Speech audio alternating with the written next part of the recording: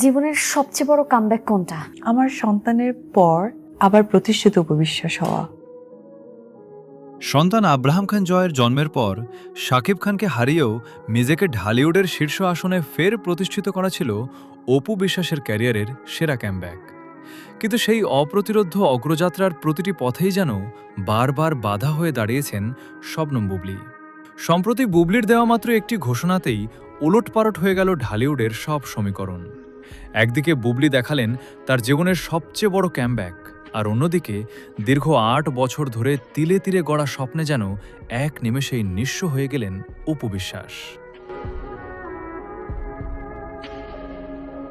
শাকিব খানের সঙ্গে বিচ্ছেদ হলেও একমাত্র সন্তান জয়কে কেন্দ্র করে কখনোই পুরোপুরি সম্পর্ক ছিন্ন হয়নি শাকিব অপুর।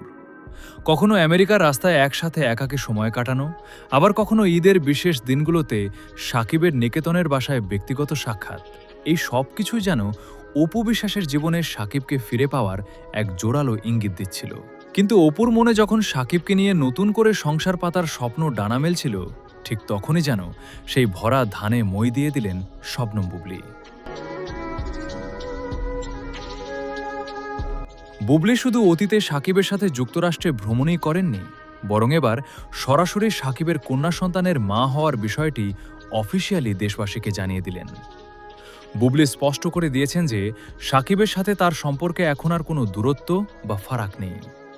গত ৮ বছর ধরে শাকিব খানকে আবারও নিজের জীবনে ফিরে পাওয়ার জন্য অপু বিশ্বাস যে সুপ্ত আশা বুনেছিলেন, বুবলির কন্যা সন্তান শৈলিন খানের এই এক ঘোষণাতেই তা ভেঙে চুরে চুরমার হয়ে গেল। সংসার ও সম্পর্কের এই জটিল খেলায় বুবলির এই বিশাল ক্যামব্যাক এবং অপু বিশ্বাসের এই করুণ স্বপ্নভঙ্গকে আপনি কিভাবে দেখছেন? জানিয়ে দিন কমেন্ট বক্সে।